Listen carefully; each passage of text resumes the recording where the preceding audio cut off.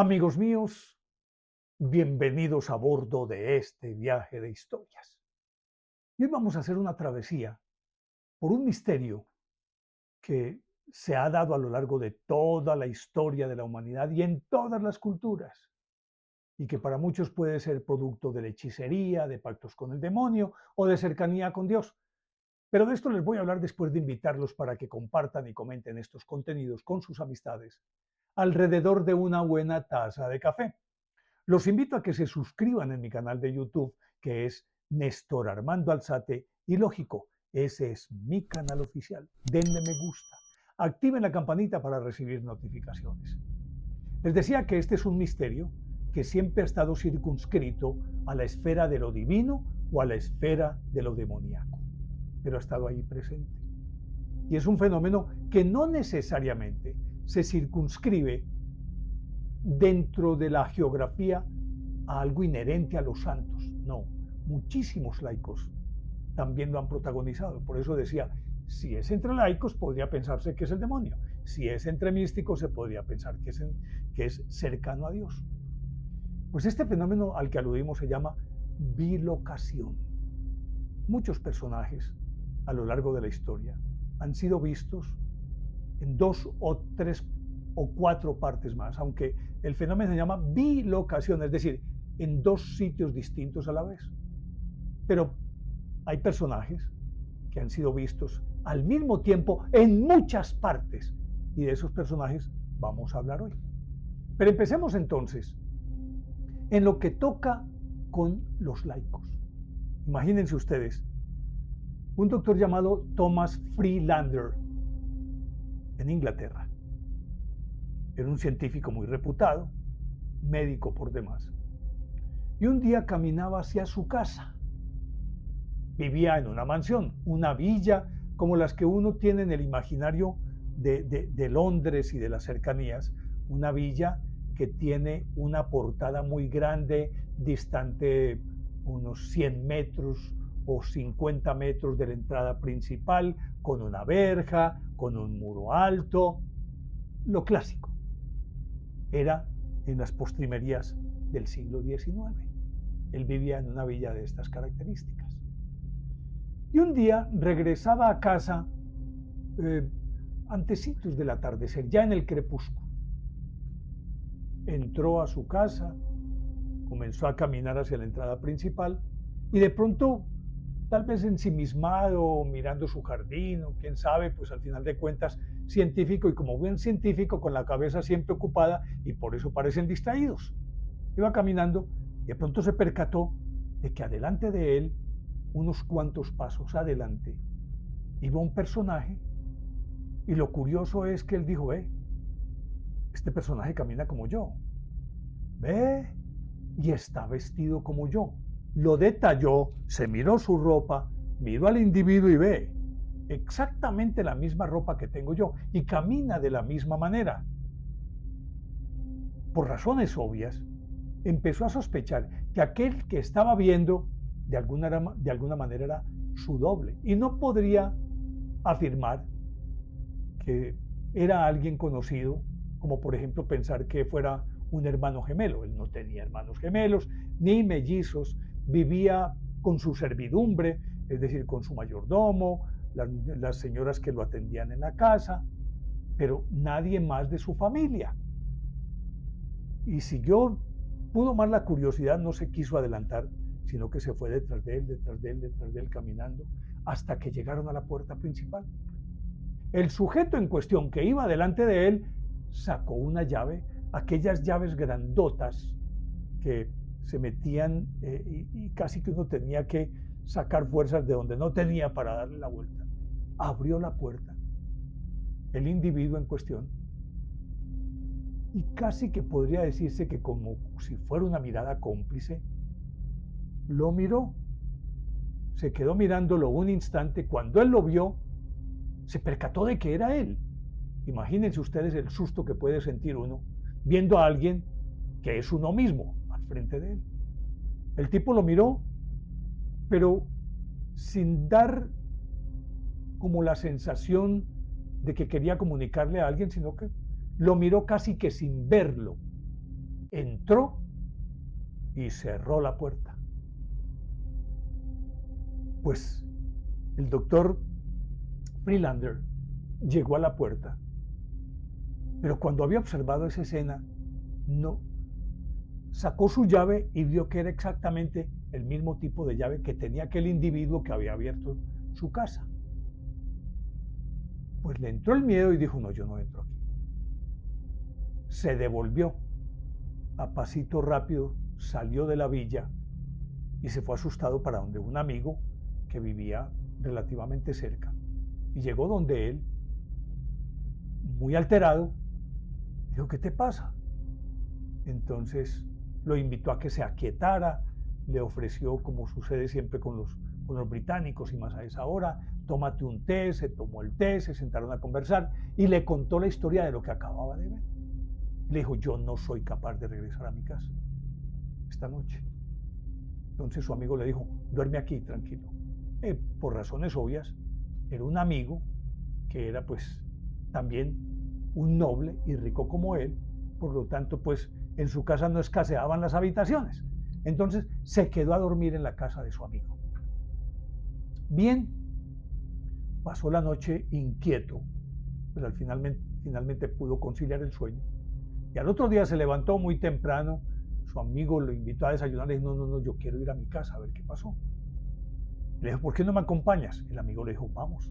Se fueron caminando, llegaron a la casa, abrió su casa, entró, todo estaba en orden, su servidumbre estaba en sus labores habituales, pero unos de ellos sí estaban como desencajados y lo vieron, y como él habitualmente, cuando dormía en su casa se levantaba temprano y salía, ese día no había salido de la habitación, como había llegado, tal vez la servidumbre no se había dado cuenta, ni él llamó, ni dijo nada, o no se sabe cuál era la costumbre. Lo cierto es que para ellos era extraño, él llegaba por las noches y se acostaba sin molestar a la servidumbre, pero era extraño que él no se hubiera levantado, no hubiera madrugado a tomarse un café o un té. Y lo vieron entrando y se quedaron sorprendidos. Pues sin mediar palabra con su amigo se dirigió a su habitación, abrió la puerta de su habitación y encontró su cama llena de escombros. Miró hacia el techo y una parte del techo se había desprendido con unos bloques pesados y con una lámpara tipo araña que también se había desprendido y había caído en una parte de la cama.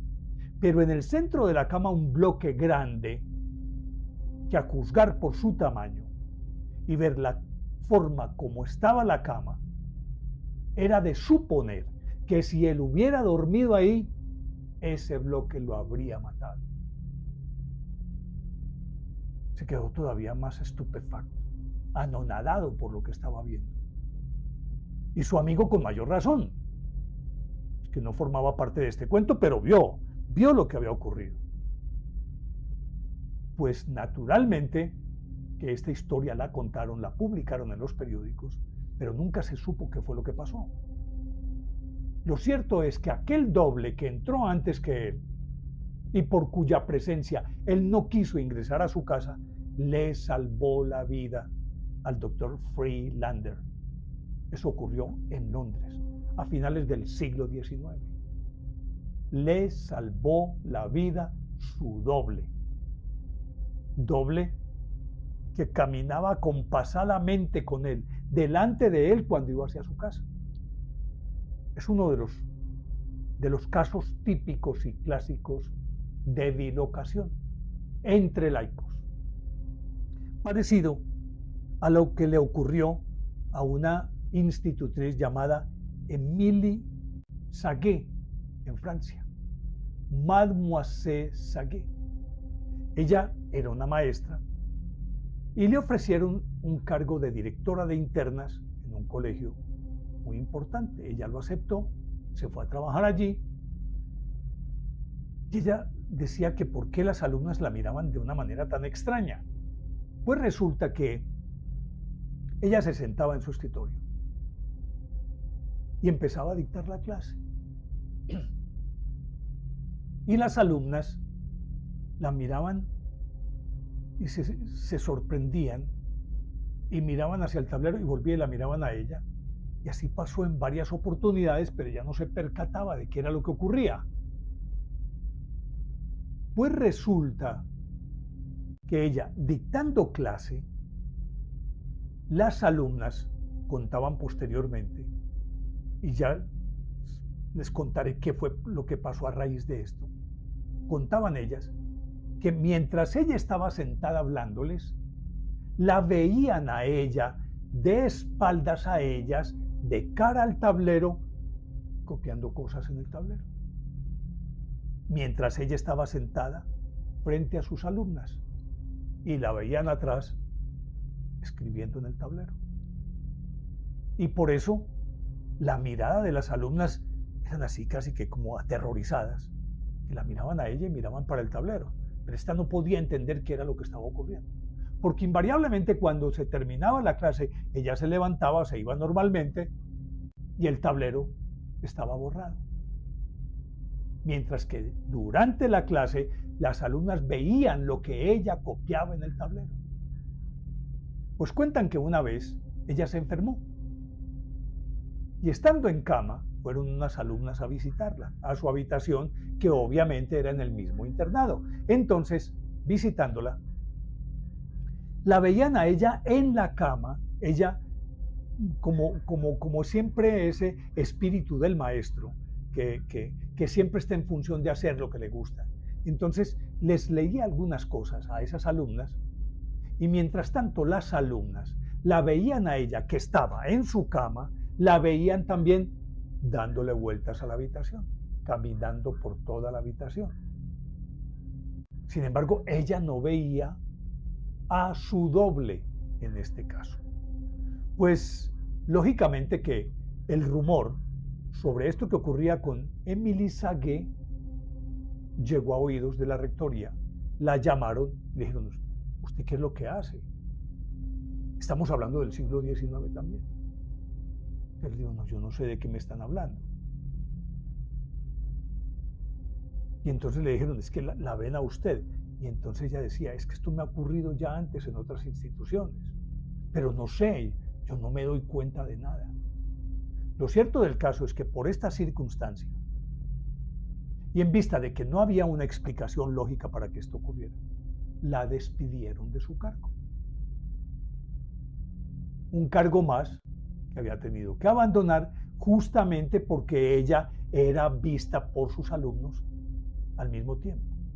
Pero también ocurría que mientras estaba dictando clase, otras estudiantes que estaban en el jardín o en el patio de recreo, la veían a ella paseándose por ese jardín con un libro abierto. Entonces, no solamente las alumnas que estaban aquí la veían escribiendo en el tablero, sino que en otras oportunidades ellas veían a su maestra de manera normal, no ocurría nada, pero las que estaban afuera la veían paseando por el jardín. Con todos estos elementos, las directivas decidieron despedirla, porque aún en aquella época todavía existía ese prurito de creer que si una persona era capaz de hacer esto, era o porque se le consideraba muy santa, porque era muy santa, o porque era demoníaca. En este caso, ¿qué habrían de pensar? Que ella era una bruja, tenía pacto con el demonio, y la echaron. Así ocurrió varias veces, y ella se perdió en la historia. Pero este caso, lo que le sucedía a ella, también pasó a formar parte de los casos clásicos de bilocación en la historia. Y otro personaje muy importante se llamaba Lord Byron, el gran poeta.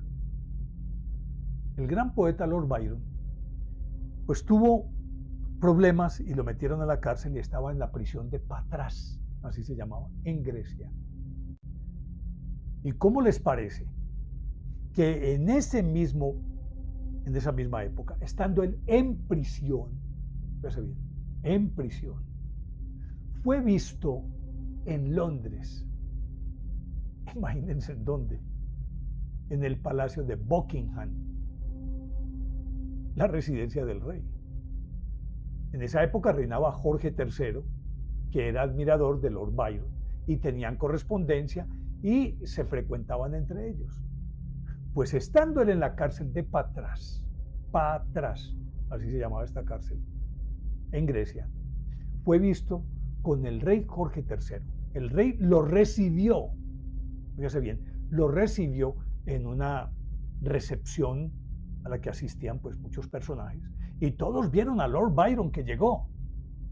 Y es más, Lord Byron, como se acostumbra en estas recepciones de alto vuelo, que los invitados firmen el libro de invitados.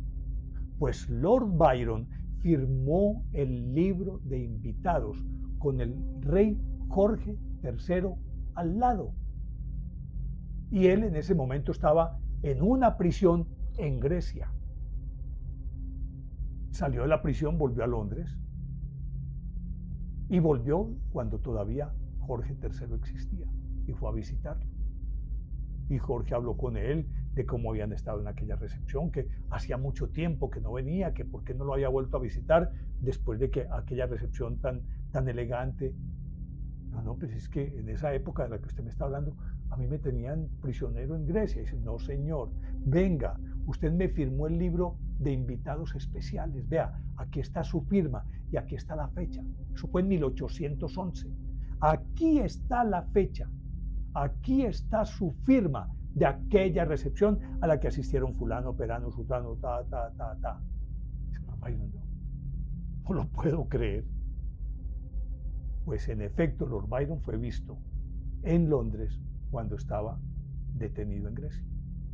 Ya con estos casos que he contado que corresponden a personajes laicos, que no tienen nada que ver con la religión, voy a hablar de dos casos supremamente especiales que tienen ya que ver con la religión, con religiosos.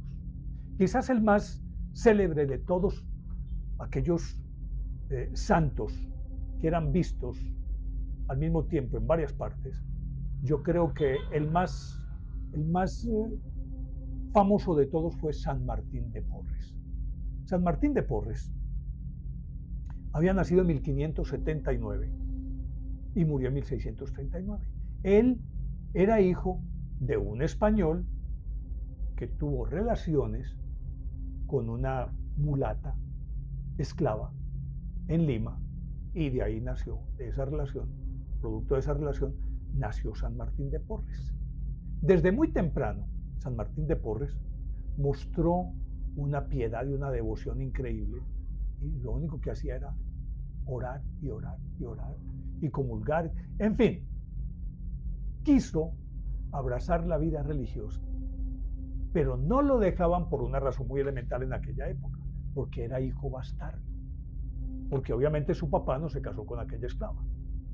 Entonces él, siendo bastardo, en las órdenes religiosas no lo recibían, no podía acceder al sacerdocio. Pero había una figura que se utilizaba en casos muy especiales, como el de Martín Porres, y era que se le recibía en un convento en lo que se llamaba en calidad de donado, es decir, que él se regalaba. Hay una orden que se llama la de los oblatos, que son también los que se donan, pero en este caso a él lo recibieron, pero al recibirlo quedaba muy claro que él no podía acceder al sacerdocio, sino que él sería un fraile menor, es decir, un fraile sirviente. Y él lo aceptó de muy buen grado, entró al convento y se convirtió en fraile escobita, porque a él le tocaba hacer los trabajos domésticos. Era un siervo de los sacerdotes. Entonces él se pasaba barriendo el convento y en aquellos trabajos de sirviente. Pero su piedad, su misticismo, su capacidad de oración, además de ello, en aquella época, estamos hablando del siglo XVI, bueno, ya XVII, porque no era en 1579, cuando entró al convento se supone que ya había empezado el siglo XVII, en 1600 y tanto, entró al convento y entonces ya él se volvió famoso, porque era un taumaturgo increíble, dado su misticismo, sus éxtasis, la forma como él manifestaba su piedad, su humildad, se volvió famoso en Lima y hasta el virrey iba a visitarlo. porque al decir taumaturgo era que hacía milagros para dar y convidar, por donde volteaba hacía un milagro. El negrito, San Martín de Porres, Fray Escobita o Fray Escoba. Y entonces esto, lógicamente, trascendió los muros del convento y la gente hacía fila para que él la curara. Porque además, cuando era niño, en vista de que no podía hacer nada diferente a trabajos manuales y domésticos, pues entonces su mamá logró que lo admitieran como aprendiz de un barbero, barberos que por la época eran sangradores, sangradores que eran entendidos también como médicos, eran los médicos de la época.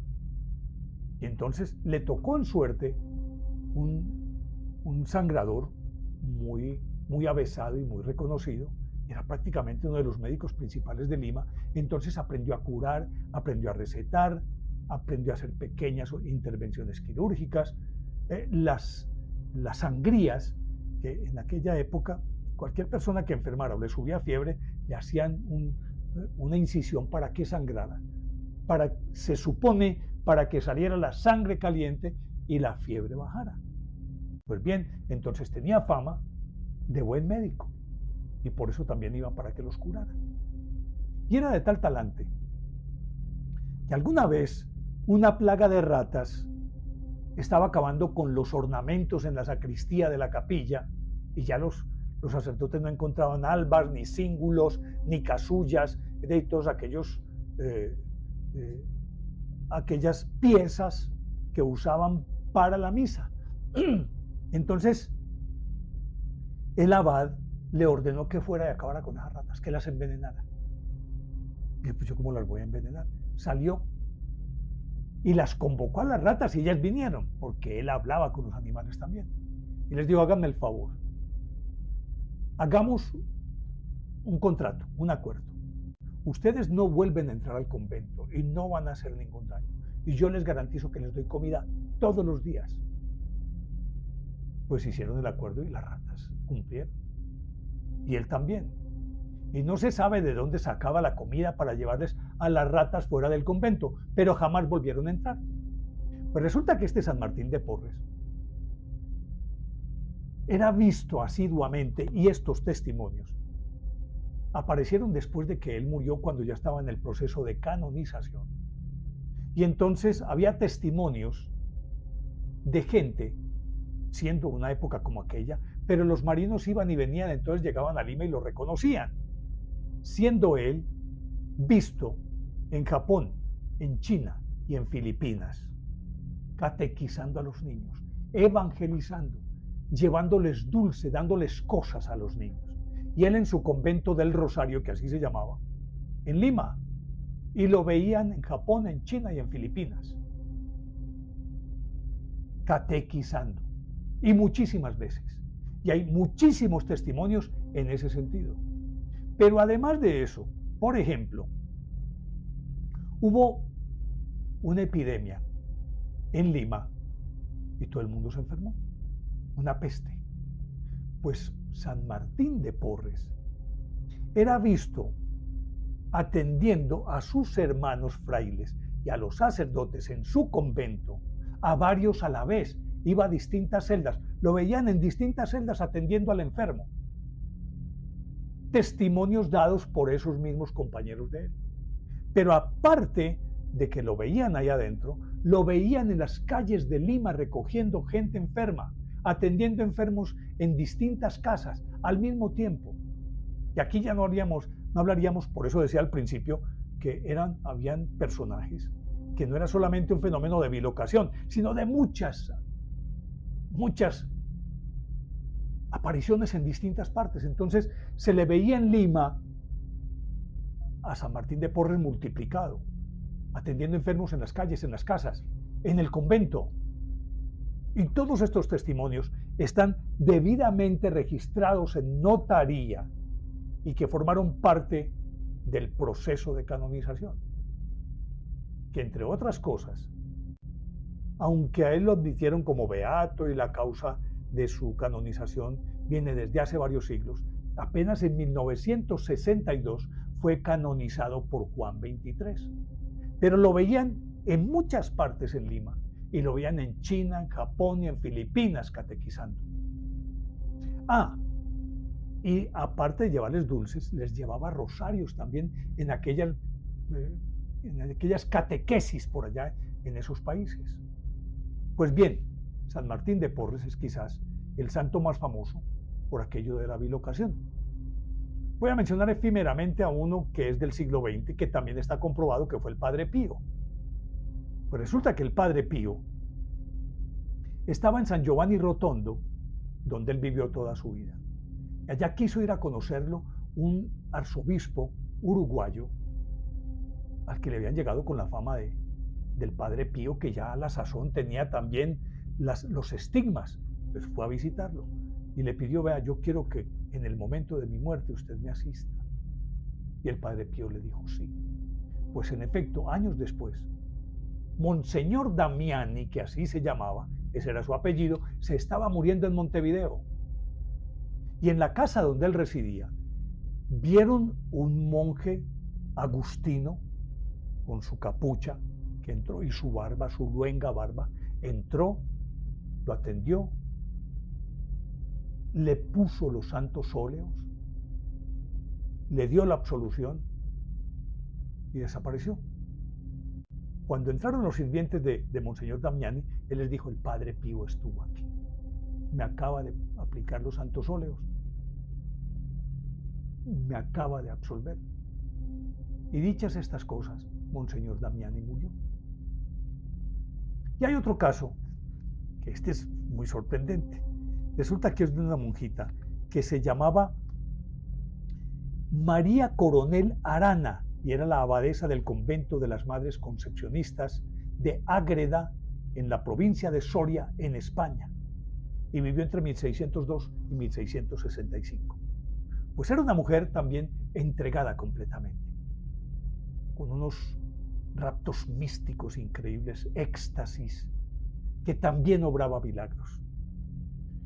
Y resulta que entre 1620 y 1623, todavía siendo muy joven, como les conté, ella había nacido en 1602 y en 1623 ya era una niña, era una joven pues, pero en términos muy coloquiales podríamos decir que era una niña.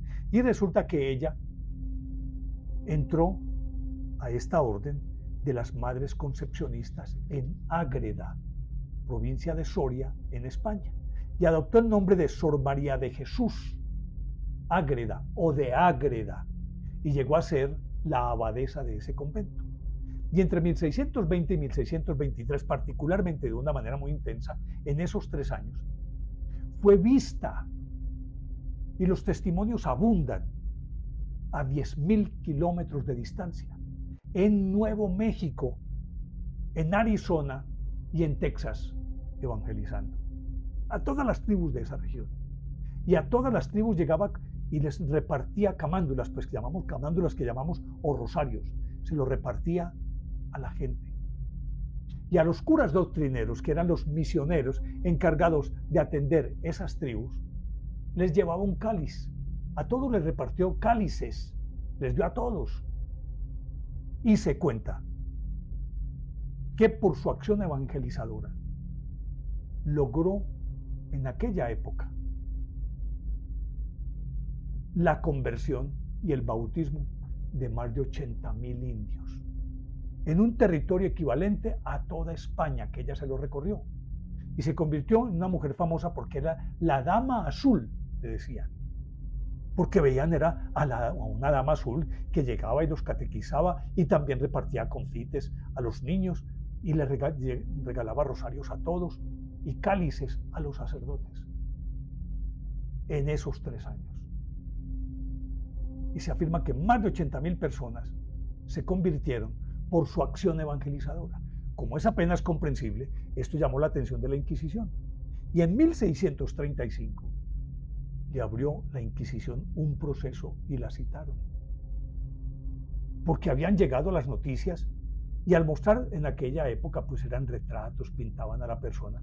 Al mostrar estos retratos en todas esas regiones de Nuevo México, de Arizona y de Texas, decían, esa es la dama azul, la que ha venido a hablarnos aquí de la cruz y de Jesús, la Dama Azul. Entonces la Inquisición le dijo, ¿cómo es posible esto? Era apenas comprensible que en una época como aquella, como decíamos, todo estuviera asignado por Dios o por el demonio. Y muchísimos religiosos que tuvieron, por ejemplo, que levitaban, y lo hemos contado, que tuvieron éxtasis, que tenían, es decir, que protagonizaban casos de bilocación, que hacían milagros. Muchos de ellos eran considerados demoníacos y les abrían proceso a muchos, inclusive al Padre Pío. Padre Pío lo confinaron durante 10 años en una celda, hasta que en 1933 le dieron permiso de salir. Mientras tanto, hicieron una investigación de a ver si era que tenía pacto con el demonio. Con mayor razón en aquella época, pleno siglo XVII, pues tenían que verificar a ver de qué se trataba. Ella fue sometida a eso. Pues resulta que, con todos los testimonios de marineros que iban y venían, de sacerdotes que iban como misioneros y volvían, y hablaban de la Dama Azul, y la Dama Azul era Sor María de Jesús Ágreda, y la identificaban como tal a ella, la abadesa del convento de las Madres Concepcionistas de Soria, de la población de Ágreda, en la provincia de Soria, en España. Pues entonces, la Inquisición, al abrir este proceso, la trató muy duramente. Y ella contaba, que ya no sabía cómo, pero podía describir, y ella les contaba a los de la Inquisición, las características de los territorios, de las tribus y la idiosincrasia, lo que comían y personajes específicos de esas tribus y de curas doctrineros a los que había conocido, se los describía a la Inquisición. Ya, pero ¿usted cómo hace esto? Dice, no, unos ángeles vienen a mí en una nube, me suben en la nube donde me tienen un asiento especial y me llevan volando allá. Y lo mejor, describía los territorios desde arriba y los accidentes orográficos, o sea, montañas, ríos y todo eso, los describía porque los había visto desde arriba.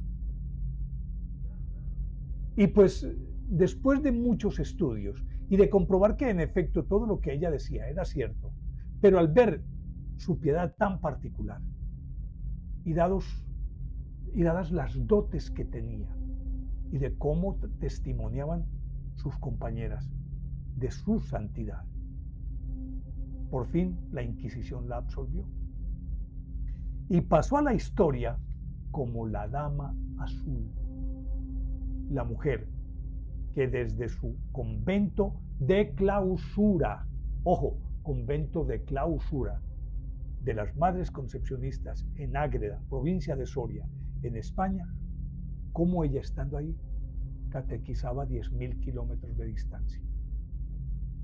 Y uno dice, bueno, está bien, supongamos que puede ser un proceso de holograma o algo así por el estilo, pero alguien que físicamente está ahí, que estando con las comunidades come, toma algo, regala confites, regala rosarios, regala cálices, ¿cómo se puede hablar de que eso sea una aparición? Sino una traslación física. Miren todos estos casos. Entonces, para concluir, uno se pregunta, ¿cuál puede ser la explicación de este fenómeno? Hasta hace muy poco era imposible pensar que tuviese alguna explicación. Ahora existe una que es posible. Es posible. Y tendríamos que acudir entonces a la física cuántica. Sería la única alternativa y de hecho es una de las posibilidades que se barajan como explicación dentro de la Iglesia y para muchos científicos. Porque recordemos, yo de física no sé mucho, no sé, mejor dicho, no sé mucho, no sé nada. Pero sí sé que en la física cuántica se presenta un fenómeno, no recuerdo en este momento cómo se llama ese fenómeno, es que, por ejemplo, un electrón puede ser visto en muchas partes al mismo tiempo. Estoy diciéndolo de una manera muy parroquial, muy básica y muy desde mi desconocimiento. Lo cierto es que se puede entender que un electrón puede ser, con sus características y demás, puede estar en un sitio y en otro confín del universo, haciendo exactamente lo mismo. O puede ser puede ocupar varias posiciones al mismo tiempo, y ya está comprobado físicamente que eso es posible. Si eso es posible con los electrones, desde la perspectiva de la física, podría darnos alguna luz sobre el fenómeno de la bilocación. ¿Podría ser eso? No sabemos. Simple y llanamente, si se mira desde la perspectiva científica, tal vez podría ser la única explicación plausible. Yo no diría ni siquiera que plausible, sino verosímil. Si uno quisiera aceptar esto como un hecho, desde nuestra lógica y desde nuestro conocimiento, desde la tecnología que tenemos ahora, tendría que aceptarse que sería única y exclusivamente a través de la física cuántica. Que si electrones pueden estar al mismo tiempo en distintas partes, ¿por qué no podría ocurrir lo mismo? No sé, con los seres humanos. Si partimos de ese principio, ¿cómo funciona? No sé. Pero queda abierta esa puerta. Y aquí llegamos al final. Y por eso yo les dejo la inquietud. ¿Ustedes creen lógica o ilógica esta historia? ¿Creen posible que esto se deba a un salto cuántico? Ustedes son quienes deciden si les parece lógica o ilógica esta historia. Llegamos al final. Espero que les haya gustado este capítulo. De ser así, denle me gusta, activen la campanita para recibir notificaciones. Y los espero en el próximo viaje de historias, que con seguridad va a ser fascinante. Chao.